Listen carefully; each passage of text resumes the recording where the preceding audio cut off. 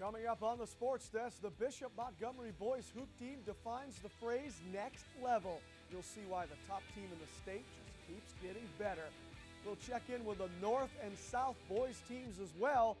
Plus, you'll meet the fearless leader of the Bishop girls hoop team. They took on West recently. South and Bishop battled in boys soccer. We'll have all of this and so much more. The Sports Desk begins right now.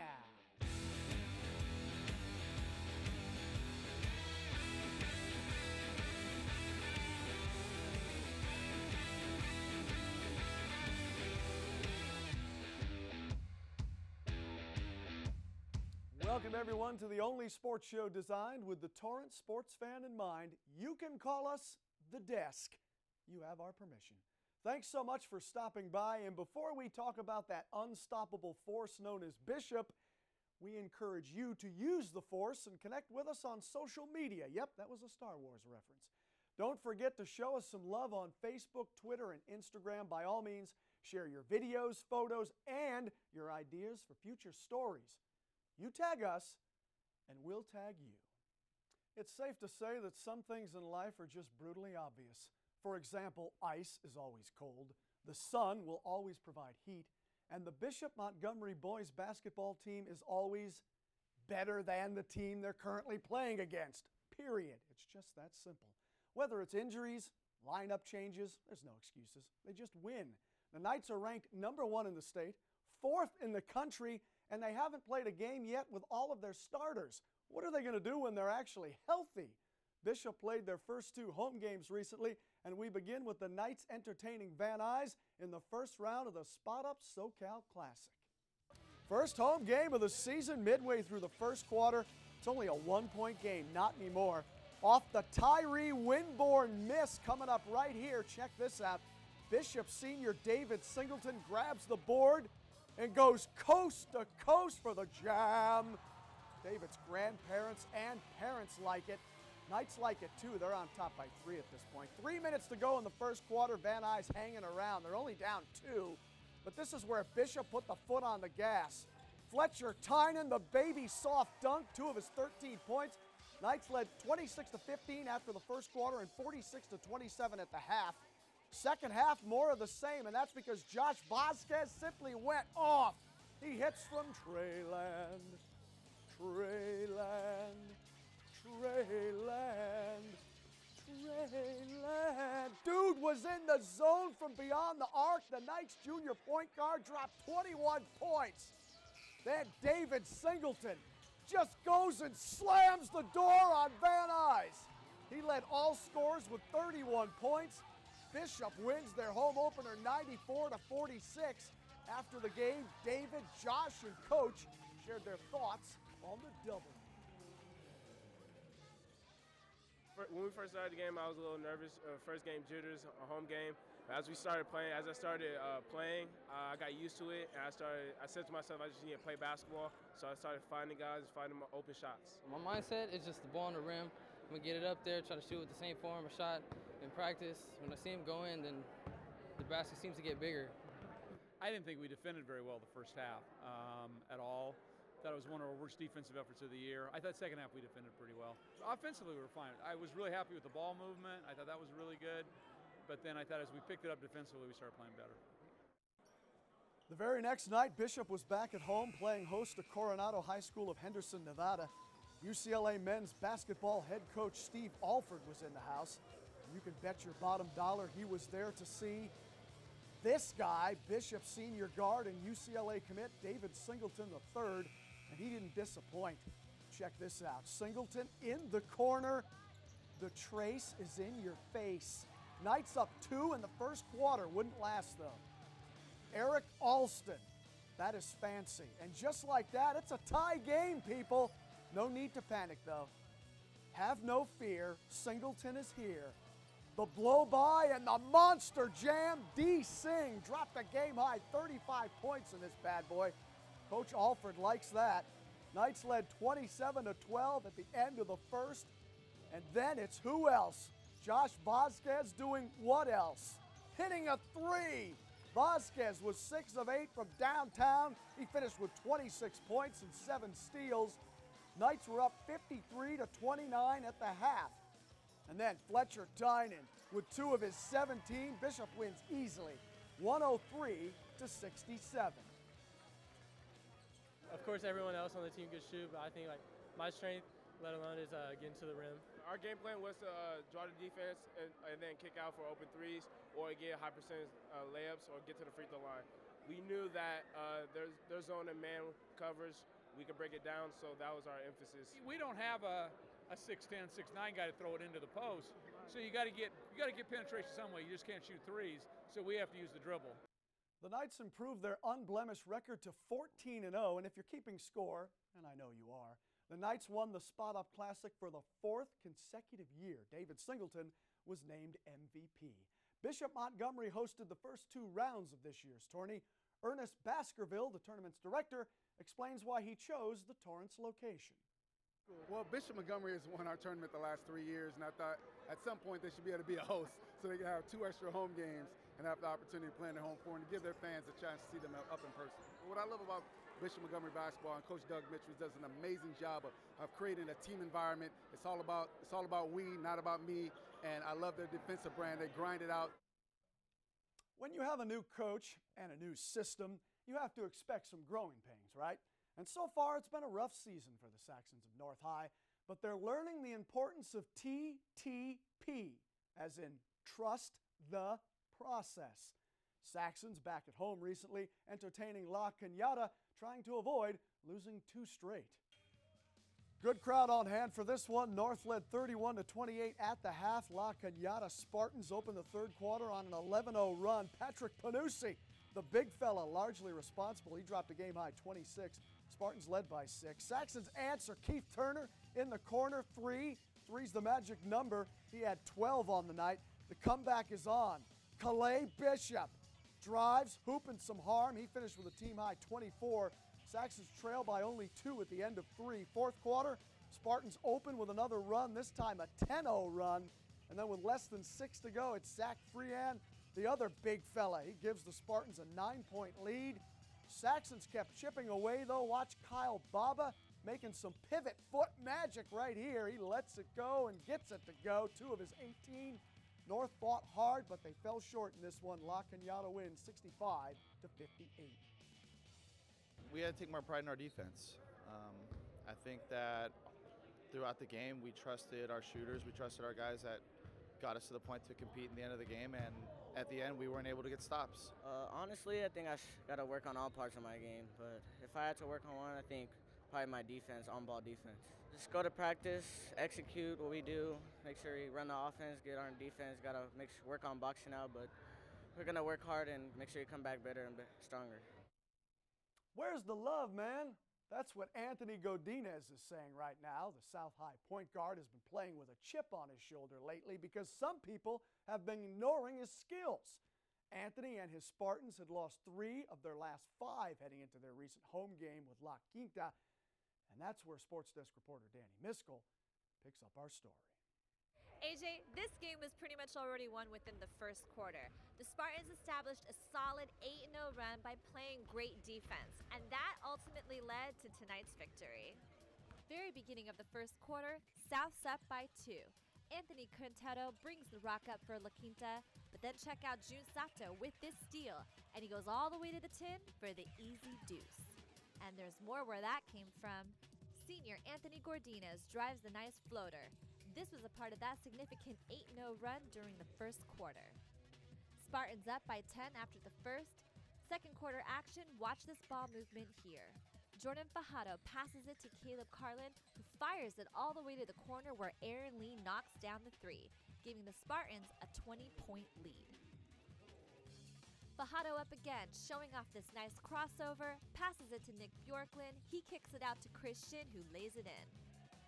Now 36-15 South. La Quinta tried to make a game out of it in the second quarter. Dennis Lamb passes it to Anthony Nguyen. He hits the 3, bringing the Aztecs to within 17, but that's as close as they would get. Spartans led 48-23 at the half, and this guy simply went off. Anthony Godinez with the steal, and he goes inside and he stops, pops, and drops. Finishes with the game high of 26 points, and out to an 83-47 Spartan victory. Afterwards, I got to catch up with Coach and with point guard Gordinez about the first quarter and how significant that 8-0 run was. We were just really in the zone. We were focused. I told the team coming out that we just really have to focus. We needed to win. We haven't won a game in a while, so we just came out and played our hardest. For our offense, it just comes from our defense. Right? We play solid defense, and we can get out and run, and that gets us some easy shots usually, and that's what we work our offense off of, our defense, so that's what helps, so we play good defense. We just have to play defense the whole game. We can't just play whenever we want to. For us to be successful this season, we got to be playing defense for the whole game, all 32 minutes, and yeah. Reporting from South High School, I'm Danny Miskell for the Sports Desk. Thank you, Danny. Elsewhere in boys hoops, West improves to 12-3 on the season with a road win over Claremont, and the Tartars won a squeaker on the road, beating Peninsula by a single point. Wow. We turn our attention to girls basketball now. Two local teams with 10 wins apiece clashed on the high school hardwood recently as the Knights of Bishop Montgomery played host to the Warriors of West High. Sports Desk reporter Cedric Welton was there for the big game, and he files this report. First home game of 2018, and the Lady Knights are looking to kick it off with a win, and they did just that, defeating the West Warriors 47-40. Man, that was a big win, tough game. Props to West. They're a very good team, disciplined, they play hard. I thought that we gutted it out. Our defense really picked up at the end, and I'm really proud of our girls. With any win, I'm excited. I think we played a great game. It was a great team effort, and just glad to have 12 strong for our first game. It was a great team win. I'm glad we came out with the win. I'm glad that we all pushed through. We gave our full effort and energy, and we did what we were supposed to do. The Lady Knights trailed at half as the West Warriors couldn't miss. However, Coach Quinn made some halftime adjustments that allowed them to prevail. The Knights came out more aggressive on defense, which got them the lead. Showed us our energy was low, and it was, and everyone on the bench, our coaches, the fans, they really helped us pick it up. This was a closely contested game throughout the second half. That's until sophomore guard Nicole Hayase hit a dagger from three to put the Knights ahead 44-40, and they never looked back. After notching their first victory in the new year, the Lady Knights are looking ahead. I think our main goal is another championship and just to play good basketball throughout the entire season. And we have a new addition, Kayla Williams, so that's really going to help us throughout the season. Defend the home floor, get wins when we're at home, and go on the road and do the same thing. Showcasing better defensive effort in the second half and maintaining the mindset of being better than the day before, the Knights were able to gut out this victory. Reporting from Bishop Montgomery High School, I'm Cedric Welton for the Sports Desk. And Cedric has more now on Bishop standout Kayla Padilla. Kayla reached a milestone recently, and it was no surprise to anyone, and that's because Padilla is straight fire. Oh yeah, she got game. Here again is Cedric Welton. The Lady Knights have been in action for some time now, and one of the more under-the-radar stories is junior captain Kayla Padilla. Padilla recently joined the history books at Bishop, becoming one of 20 players to score 1,000 points. We're having a great season so far. I'm really proud of our progress, and just being among these names in this 1,000-point club is a true honor, but I couldn't have done it without all the coaches and all the people who've supported me, but I'm just really grateful. I think that's amazing for Kayla. She's an awesome kid. Outside of basketball, she's just an amazing young adult. She studies hard in the classroom. She's a great teammate around our girls. Reaching 1,000 points in this historic Bishop Montgomery program, I think that's an amazing feat for her. Just a testament to her hard work, her ability to score the ball, and just a great overall athlete. Kayla prides herself on hard work to perfect her game and being an exceptional teammate. Being a captain as a junior is just one of the many hats that she wears. She's having an amazing season. I'm asking her to do a lot. I've stretched her because I feel like she's capable of doing it. She has to lead us. She typically guards the best person on their team defensively, and then she's giving us all she has on the offensive end. She's also a leader for us. So that's a lot. It's a lot for a young athlete, but she's very capable of it. I think she's scoring the ball well. She has a lot of tools in her arsenal. She still needs some fine-tuning on a lot of things. We've been working on it, but every day she just comes to practice and works hard, gives her maximum effort, and I think her teammates follow her. I know there's a lot of players who have the same level of talent as me, but I think what separates my game is just the hard work I put in every day. I mean, I spend a lot of time in the gym and just make sure my teammates are better, so I'm getting better as well, and I think that helps me with being captain as well and just having the season I'm having. There's still a ton of season left, and Kayla has other goals left to accomplish. Other than focus on herself as a player, her emphasis is solely on the team. Oh yeah, definitely. CIF championship is always on our mind, and we definitely want to get further than we did last year with state. But just playing an overall great season and being a good team is always the goal.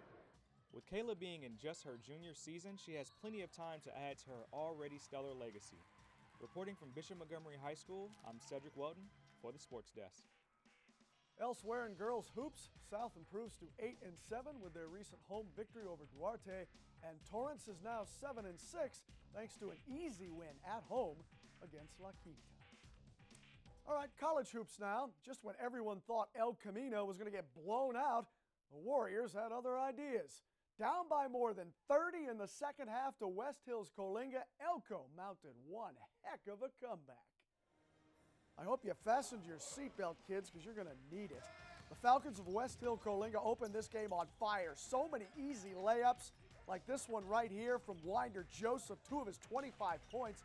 That bucket gave the Falcons a 33-point lead with 17:40 left in the game. Game over, right? Well, not exactly. Warriors come alive. Justin Chambers, 3-ball corner pocket. That cut the deficit to 23 with 12 minutes to go. Warriors in transition now. Justin Chambers underneath the easy deuce. He scored 27 of his game-high 32 in the second half. He was 9 for 11 from the field and 7 of 8 from downtown. He was fouled on this 3 here, converted the 4-point play. Warriors down 10 with 2:58 remaining. And now under a minute to go, guess who? It's Chambers. This drive cuts the lead to 5. Warriors would cut it to 3 with 10 seconds to go, but they would lose by 5. Your final, Falcons 116, Warriors 111. The El Camino women edged out East LA in their last outing. Warriors are now 11-5 on the season. All right, we're going to take a quick timeout, but whatever you do, don't go anywhere because you won't want to miss this. Coming up next, South hosted Bishop Montgomery in boys soccer, and you're going to hear from the Torrance High School surf team. Stay with us. We'll be right back.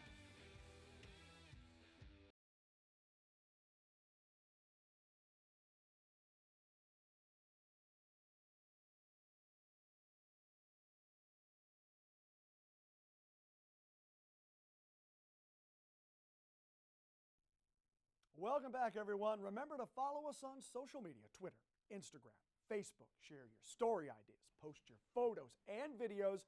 We want to hear from you, Torrance. After all, this is your show, so be sure to get involved. All right, the South High boys soccer team was out for revenge when they hosted Bishop Montgomery recently. The Spartans still had a sour taste in their mouths after losing to the Knights in the South Holiday Tournament. First half, goose eggs on the board, but that's about to change. South High's Darren Matterman with the rock. He feeds it to senior Dylan Griffin, who boots it past the outstretched hands of Neil Draves, and the Spartans scratch first, 1-0 Southie. 3 minutes later, Bishop on the attack. Knights captain Marcus Rayad shoots. Cole Cooch with a nice save for the Spartans. It's still a 1-0 game. Just a couple of minutes later, same scenario. It's Rod trying to score, and it's Cooch saying, "I will have none of that." Once again, Spartans preserve the lead.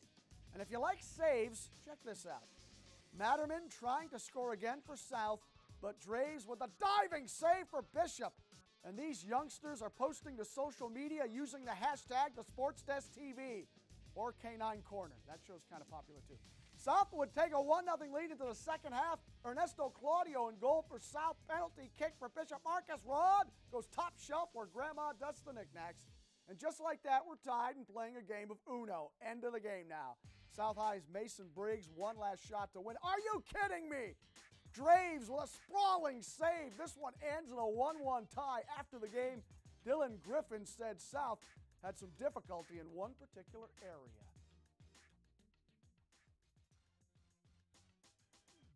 Probably defending their counterattacks. You know, we got split in the middle a lot. one pass would beat 7 of our guys, and it's a 3v2. It was hard to run up and down the field. And I haven't scored in a long time, so I've been in kind of a slump. But, it feels good. Feels good to score. Torrance hosting Redondo. Second half, Redondo up 2-zip. Noah Ristovsky, the deke move. He dribbles the length of the field and knocks it past J.R. Arellano. 3-0 Seahawks. A few minutes later, Adam York, nice moves. He kicks it to Hayden Owen, who then gets it to Braden Anderson, and he finds Ristovsky downfield. Sick pass, bro. Ristovsky does the rest. Another goal. It's now 4-0 Seahawks. That would be your final, by the way. After the game, Tartars coach Burnett not happy. At the beginning of the game, we dominated play. We probably had the ball 80-90% of the time. We just, we didn't put the ball in frame. We couldn't score, and then they had the opportunity to counter, and they scored on 2 counters, and that kind of set the tone of the game for us, and we kind of just gave up, which is unacceptable and something we need to work on. The Torrance High School surf team returns to action this week. The Tartars are hoping to make some waves while catching some waves. This year's team certainly has talent, that's for sure. Sports Desk reporter Danny Miskell has our story. Torrance High surfers arrive at Torrance Beach just before 6 a.m. for some competitive surfing. A routine not much different than their usual surf PE class 3 times a week. People think it's insane that we wake up at 6 o'clock in the morning to go surf in freezing cold water, but I just love it. It's my passion, and it just gets your day started. Like, it's the best way.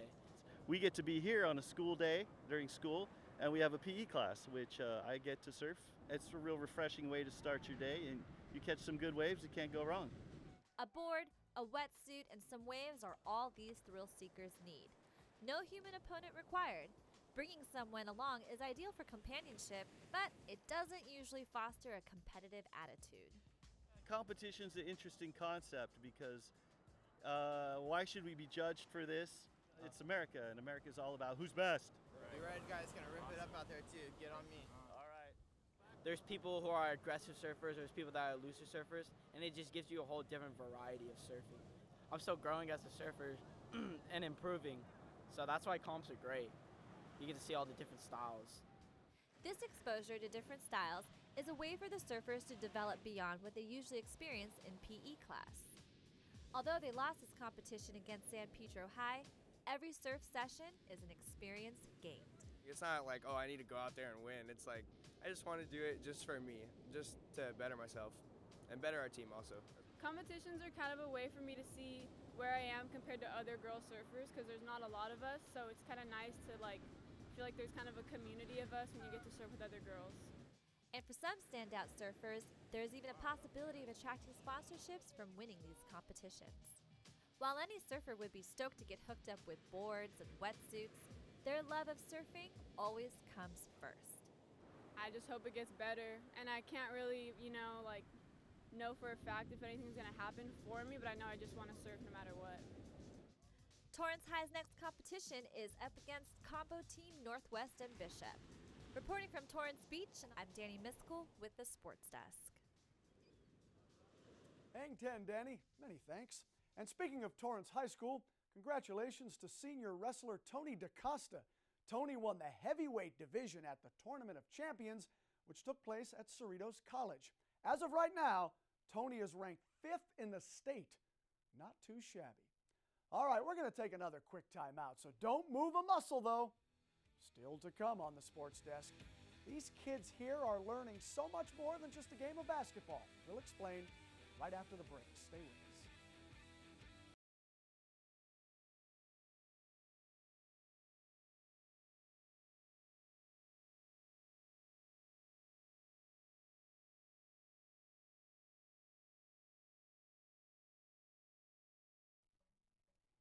Welcome back. If you're not watching the Clippers right now, you're missing out. They can help you, and more importantly, your children. By the way, I'm not talking about the NBA team either. I'm talking about the junior Clippers. Sports Desk reporter Danny Miskell explains. Basketball is life. Much love. Come on in. Let the games begin. On this court, kids are going to learn how to dribble, shoot, and play with their teammates. But they're also going to acquire some skills that'll make them better players off the court. Because as apropos to this program's name, basketball is life. Ray Hojat is the man behind the plan. and he's come up with a program where your kids can learn the fundamentals of basketball as well as showing them some important life skills. Well, we teach them how to deal with losing a game. We teach them how to deal with a teammate they might not enjoy playing with, how to deal with coaches they might not enjoy dealing with. Stuff in life that you don't just learn by playing the game. These guys have been here in the community now for 4 years, and they've got some mad coaching skills behind this 3-tier program they've developed. The kids will run through drills, learn conceptual play, and then combine them in a game during tournament rounds. The idea here is if you love something, you're going to continue to do it. So really at this age, love is a big deal for us. We try to teach them how to learn enough where they love playing the game of basketball. I think it's working, Coach. Silas Chappell is one of many kids in the program who's showing just how much he loves to come here and play basketball. He loves it. That's the difference. It's one thing when you get your kid in and you have to take them and push them, but when your kid is waking up and saying, what time is basketball camp? Should I be getting ready? That's a whole nother story. This little man says he wants to be able to dunk the ball one day. But in the meantime, here's what he's learning in class. So you got to get closer and then pump fake and then you can lay up it. Celine Farag is in the All-Stars class. She moved from Dubai 2 years ago and was introduced to basketball for the very first time here. She's been coming to class ever since. I saw there was like basketballs, and when I got a basketball, I tried it, and it was really fun. My favorite part of class is shooting and hanging with my friends. The kids aren't the only ones loving the chance to come out and play together. The coaches are loving it just as much. The best job of my life. By far, I love to see the joy on these kids' faces. Every day I come in, I'm excited to go to work. These kids are excited to work hard, to come in there, and it's just a fun environment where every kid is striving to get better. And as long as me too, as well as being a coach, I strive to get better as well. The coaches and the kids have gotten so close, you can say they treat each other like family. Some of them follow me on Instagram, they hit me up, ask me for advice, so, it's fun. I get to interact with the kids. They always have a smile on their face, and they're ready to learn. Basketball life is a family here. That's like one of the most amazing things that we appreciate from basketball is life. Ready, here we go. One more amazing thing about this program, they've been doing so well that they even caught the attention of the LA Clippers and landed themselves a partnership. You know what that means for these kids? Awesome perks. So we get to meet the Clippers, and we go to games together. When you register, you actually get 2 Clipper tickets as well. And they've donated basketballs and jerseys to make your kids feel like they're in the NBA. Torrance, if you want to join the Junior Clippers, now is the time. In a couple of months, they're going to be having their quarterly clinic with the Clippers, and you don't want to miss it. Reporting from the LA Galaxy Center, I'm Danny Miskell with the Sports Desk. Nice shot. All of our reporters love to show off their hoop skills, don't they? We'll have to put a team together at some point. Danny, thanks. If you'd like to learn more about Basketball is Life, log on to their website, kidsbball.com, or give them a holler at 310-930-2029. All right, that does it for this week's edition of the Sports Desk. Thank you so much for joining us. As always, we appreciate your support. My name is A.J. Vittone, and I've seen, heard, and said enough for 1 week. We'll continue this conversation again next week, I promise. Until then, don't forget to follow the Sports Desk on social media, Facebook, Twitter, Instagram, and remember you can email us as well. We'd love to hear from you. That's all the time we have, sports fans. We'll catch you next time right here on the Sports Desk.